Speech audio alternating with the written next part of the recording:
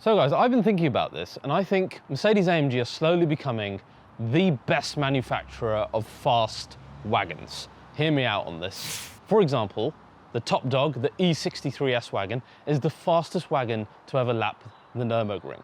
Is the king, forget about the RS6. Then you have other things that we've tested, like the C63 Wagon. Rear-wheel drive, the best sounding in the market, no BMW rival, only the RS4, which is pretty dated and doesn't handle as well. Then the awesome CLA 45S shooting brake that we recently reviewed, an absolute rocket of a little wagon as well. And then today's car, the E53 4MATIC Plus. This is actually a car that has no direct rival from either Audi or BMW, in fact anyone that I can really think of.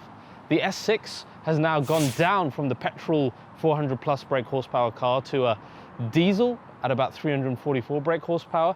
BMW M don't do anything to battle this either. And this is sitting pretty here with about 450 odd brake horsepower in a petrol hybrid AMG. And I tell you what, it is actually one of the best daily AMGs I've driven recently. It's the only AMG I've driven recently that's improved its sound compared to what it first was.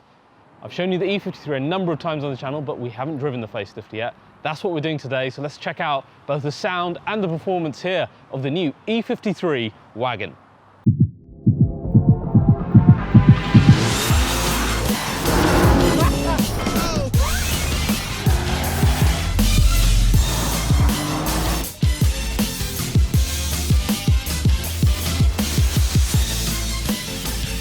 So guys, Nord have sponsored this episode. They've done sponsorships in the past for RBR, but I really wanted to bring them back because of a particular experience I had. I was away for about 6 weeks over Christmas and New Year in Pakistan. And like many of you, I do loads of work on my phone and laptop, and it's all internet based.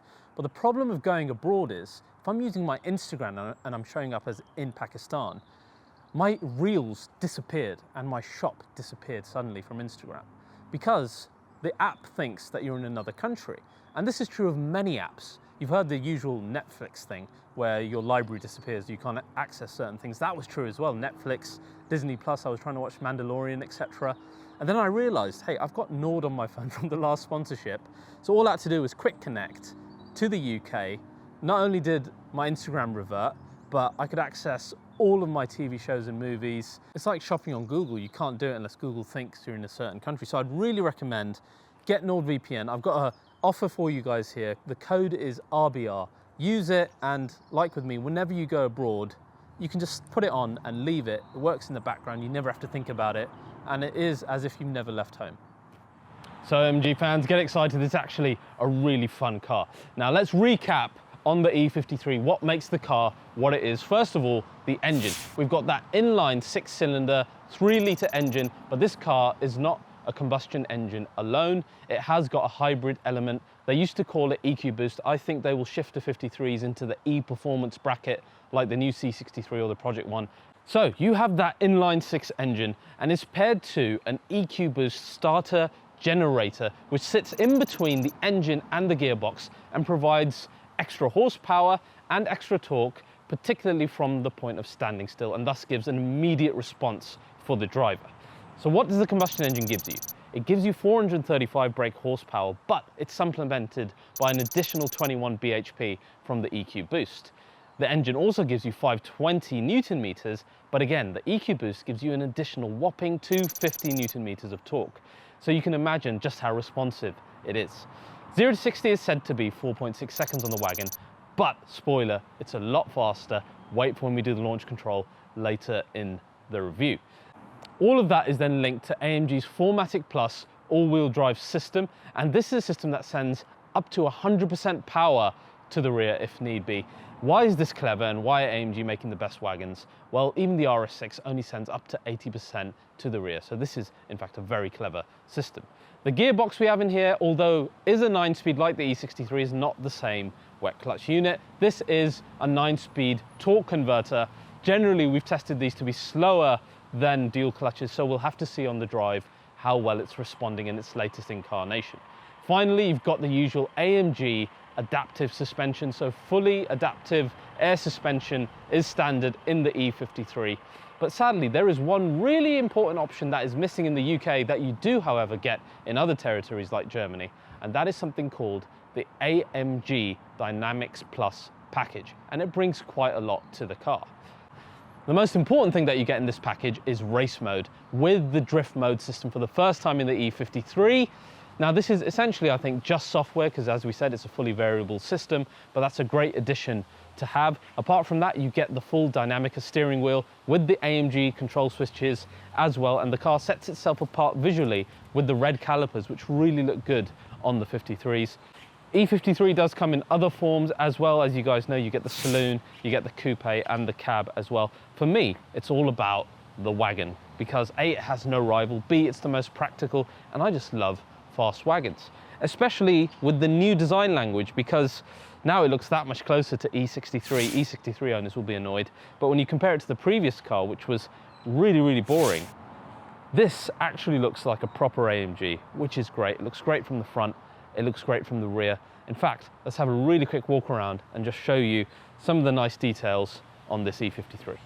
So guys, E53, all the action really here on the front end. As you saw, you've got now the AMG Panamericana grille, or the AMG specific grille as they call it now. It's a bit different to the E63 because it's got this black border that goes around it, as you can see. So it's a little bit smaller, it's got its own character, but it's still very nice looking. I think it suits the 53s. AMG a little bit vindicated on putting these on the entry-level cars now, I think. The lights, very different to before. I prefer the previous gen ones because they had the double eyebrow that was so iconic of the E-Class. Now we only have the two dots, but this is very AMG GT with the tick there. Lower air intakes, typical of most AMGs these days, with the air curtain, allowing for better aerodynamics on the front end. The lower part is nice, that's quite aggressive with the teeth.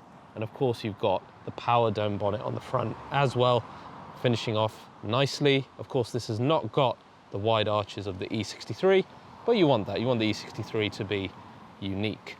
Then we come around the side, speaking of E63, you have actually got the side sills that were not on the E53 previously. So that's a nice addition, gives it a bit more width on the sides. I like the wheel options that you have now on the car. These are really good. Very aerodynamic as well, as you can see. And then we move on to the rear. A real shame that we haven't got wider arches. We haven't even got those on the E63. So I don't know why I'm mentioning them on the E53. I like wide arches, I don't care what the car is. But you've got a really nice exhaust system look there, with the double round pipes reminiscent of the classic AMGs. So I really like these. As you'll see in a minute, they make some really good sound as well. The new lights that are not as new as the ones on the saloon, but gone are the starry lights and replaced with these blocks, which still look pretty good. I like the rear look of this car, despite the fact it hasn't got the haunches of something like the RS6. But of course there is no rival from Audi. So overall, a very handsome looking wagon by Mercedes-AMG. Now let's head inside and show you what is actually a very, very nice interior indeed. I love this interior. I love brown interiors. It's not just because I'm a lovely shade of brown as well. Had it in my GT 4-door, some of you might remember, in the GT63S. I just think they look fantastic, particularly when you've got contrast against the black, and in a lovely shaped interior like the E-Class has, it looks spot on. Bit of carbon here, new steering wheel that we'll talk about in a minute. It's a really nice looking interior. Thank you for not doing a black interior in this car in the UK. Really happy with it. So, changes on the E53. The most obvious one, of course, the new steering wheel. Sadly, as I said, we don't get the control switches like you can option in Europe, etc. But regardless, still a really nice steering wheel in some areas. I love the new AMG gear shift paddles.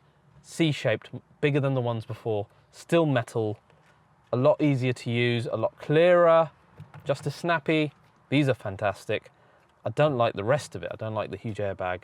I don't like the touch controls because the swiping element on whatever you're doing never seems to quite work the way you want it to. I prefer the buttons on the previous steering wheel. The shape of the steering wheel I'm getting more and more used to now. It's very similar to the CLK Black Series. I know I keep saying that and showing you guys because I think the link is quite relevant. Again, it's a shame that the 12 o'clock stitch hasn't found its way on this because it used to look good. I think the AMG what do you want to call this, spoke at the bottom. Not as cool as the previous one, in my opinion. It just looks reduced. It's a real shame. But apart from that, I know a lot of you like it, and I understand why. It is a pretty good looking steering wheel, especially compared to things like the BMW one currently. The rest of the interior, the big news, is all about the infotainment system, which is Mercedes-Benz UX, or MBUX. We have touchscreen here, we've got the touchpad here, which is great. You're not just reliant on the touchscreen. You've got touch in the steering wheel as well, and then you've got the vocal assistant, so you can say, "Hey Mercedes," and it does nothing. "Hey Mercedes. How can I help?" "Tell me a joke." German engineers don't joke with cars. German engineers don't joke with cars. That's great, but it does more clever things like that, obviously. There's no pre-written script or dialogues that you need to say. You just talk to it and say, "Take me to the airport or to the coffee shop," or, "Hey Mercedes, what's the weather in Germany at the moment?" Currently it is mostly sunny in Berlin with a temperature of 26 degrees. So there you go. There was no pre-written script. I just asked it, "What is the weather in Germany?" and it told me. So it's a very clever system. It's really great when you're driving because you don't need to look at it. So yeah, I really like that. Then we have the driver zone, and they've really upped the graphics on the Supersport display now. The fonts are clearer. We've got even more textures than we had before. You've got so much in terms of customization that you can do in each of the 4 different screens. So classic, sport, understated, and super sport. On each side and in the middle of the screen, you can change them to look however you want them to look with the information that you want on there. I want to focus on super sport because this is an AMG. I love how they've added, like, for example, the power and the charge readings that come out at you now have like a little star at the end, like it shines. And you find that on the right-hand side and in the middle, which is like the road going through the rev counter, which is so cool. And you see that while driving, and it looks so awesome. It's such a high fidelity screen, such high resolution, loads of textures and this idea of depth that you just don't get in any other manufacturer. Normally it's just a black screen with a load of stupid fonts on there. Whereas Mercedes and AMG, they've got shadows, they've got depth, it's just fantastically well designed. And honestly, they do the best digital screens. No one even comes close to these guys. So I love the driver's zone element. It is fantastic. Of course, MBUX has the AMG menus as well. So you've got AMG Performance with your different performance displays and information. You've got track pace with drag racing, circuit times, etc. All of that within the 53s as well, which is ace. So infotainment system, I absolutely love. You don't even miss like the giant screen of the S-Class in this one. This one is more than enough in my opinion. Really love the driver's zone. In terms of the seats, no AMG bucket seats here, but they are nicely trimmed still in an AMG format, really comfortable, not as huggy as the bucket seats, but for a mid-level AMG, I like these. Rear space in the back of the wagon is fantastic. It's really airy with the panoramic roof. It's a fantastic place to do a long drive in, which I did do in fact in this car, and we really, really enjoyed ourselves. It was so sublime on the motorway. Putting on the driving assistance package and letting the car just drive itself was a joy. So if you can option that, you absolutely must. Rear boot space, as you would imagine in a wagon, absolutely mega. Loads of space. You can fit multiple large prams and loads of suitcases. You've got the split folding seat element as well. So this is a really practical car. But of course, it's an AMG. So what does it sound like? So motion start on standard, a little bit quiet, but if you do it and you give it a little bit of a rev as it starts up, and I'll show you now.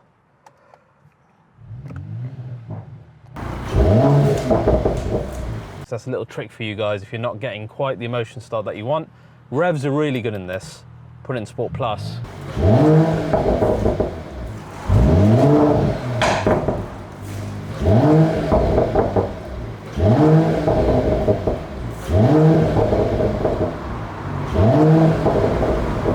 Get some really nice pops and bangs. The other thing that's nice, just like in the 63s, when you press the exhaust button, you hear an audible, deeper rumble, which is really quite nice. And that's when you're driving as well. When you're driving, it actually sounds really fantastic. Way better than the first 53s. Let me show you that right now. Actually, I'm quite hungry. Let's go and get some breakfast first. So guys, E53, you'll excuse me for the croissant, but it's been a long morning of filming a lot of cars here at the test track because sadly we're losing use of it for the rest of the year because loads of Marvel Studio films are filming here at the studios that we use. In fact, see if you can spot the green screen for those films as we're flying through here. AMG and croissant, best way to start the day. Let me tell you what it's like from the off. We're going to start, as usual, with the launch control. Very easy to do in modern AMGs. Put it into Sport Plus, put your foot on the brake, slam the accelerator to the floor, and off you go.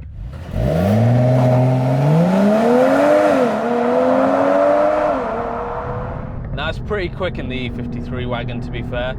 4.2 seconds we've recorded here with the Racebox Pro.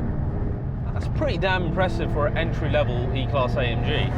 But of course we know after we tested the E63, which did it in like 3.2 seconds, that there is a massive difference between the 63 and the 53 in almost every regard. And I'm going to reiterate that as we go throughout this driving review of the E53, because while it is a very, very competent entry-level AMG, don't start thinking just because it's got that grille that it's a replacement for the full fat E63 monster. It's simply just not the case. Now because it's an AMG, I think it's good that we start with performance first. Listen to that. I was surprised how fantastic the exhaust is on this car. Now most modern cars, as time goes on, they get quieter, the exhaust gets worse and worse, but AMG have really refined the 53 exhaust so much over the years, since their first introduction, the E53 Coupe that we drove years and years ago on the old style of RBR. This newer car sounds so good. The pops and bangs are so loud. It endears me even more towards what is already a fabulous engine and hybrid setup, as we discussed earlier. If they're playing as they are at the moment, they might take a break for a little while after you've done, say, 3 or 4. I don't know whether that's to protect the cats or whatnot. Actually, it's not too bad in the E53. It seems to be continuing. How good does this sound? I'm sorry I'm doing this. I really enjoy it. Listen to that. You're not going to get that out of any of the rivals. And that's kind of the AMG flavour that's going to stand out if you're choosing a car like this. Just make sure you keep that button pressed on, exhaust on or else. So yes, performance. Speed, it's impressive for a big estate. Again, of this side of the market.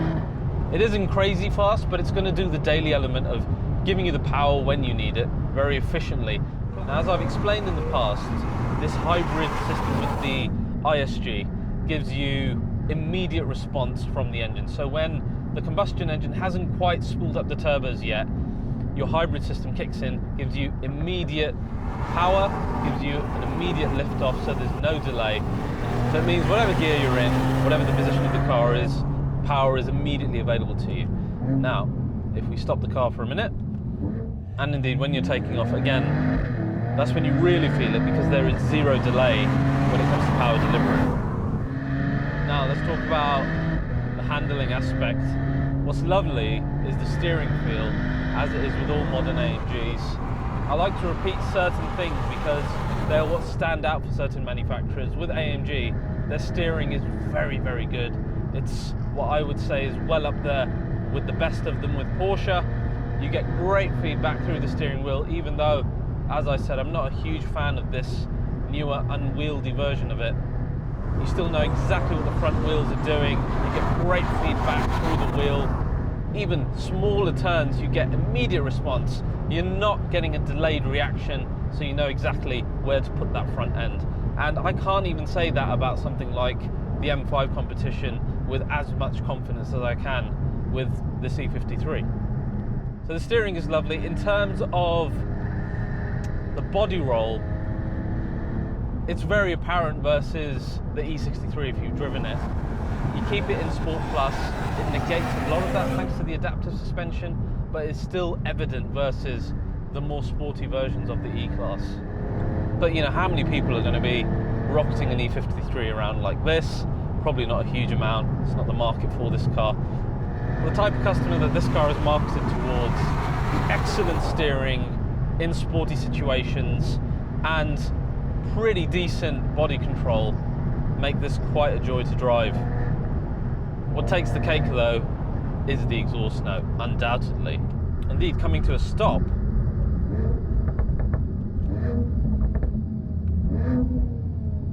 you get some nice pops and bangs as the car is stopping as well. So we put the gearbox into manual. This is the 9-speed, as we said. How is it now in a newer AMG? I found it sluggish in the past. Downshifts are a little bit slow, let's be honest. But upshifts are absolutely instantaneous. Yeah, that is very quick on upshift. Let's try downshifting again. That was a little bit quicker. Okay, it's nowhere near PDK fast, but for an E53, this is pretty damn impressive. So that's the AMG side of the E53. I think they've done a very good job there. Now, if we knock it back down into comfort mode, I'll leave the exhaust on. As you would expect, being a mid-level AMG, it does the whole Mercedes-Benz thing very nicely. You won't even discern the exhaust, even though I've got the button on there. The ride is a little bit firm, I think, but you're not suddenly feeling like you're driving an E-Class diesel. It is absolutely still an AMG. I really like that. I don't like AMGs that feel soft and wafty. I like them to feel purposeful, even in the comfort modes. This is the type of car I'd really suggest you get the driving assistance package on, because on longer journeys it will just drive itself. It's so intuitive, it's so clever, it's so safe, and it makes it such a fantastic companion for longer journeys. So I'm really pleased to say this is an AMG that's better than it's ever been. The sound has definitely improved in the 53s since their first iterations. I can't say that about any other modern AMG at the moment. So they've done a good job in making that engine really characterful. The car handles, I think, a little bit better than it used to, with slightly more direct steering, which is great. The only thing I can put against the E53 is the fact that we don't get some options in the UK, like the upgraded brakes, like the control units here. You miss those if you've driven the European cars, if you've seen them, because it gives you a bit more AMG flavour. But otherwise, what a fantastic daily this is, and how much emotion they've still kept in the car. And I think the looks look really good for the 53. I just love the sound. I think it adds so much to this car. It will undoubtedly give you a bit more in the coupe because you're closer to the exhaust. But the wagon, you get no restriction compared to the saloon, so I think it's the best choice, guys. I love the wagon, I love the practicality of it. So a great job here by AMG. Guys, I hope you've really enjoyed this. Please do like, subscribe, and share this video. And I'll see you guys next time.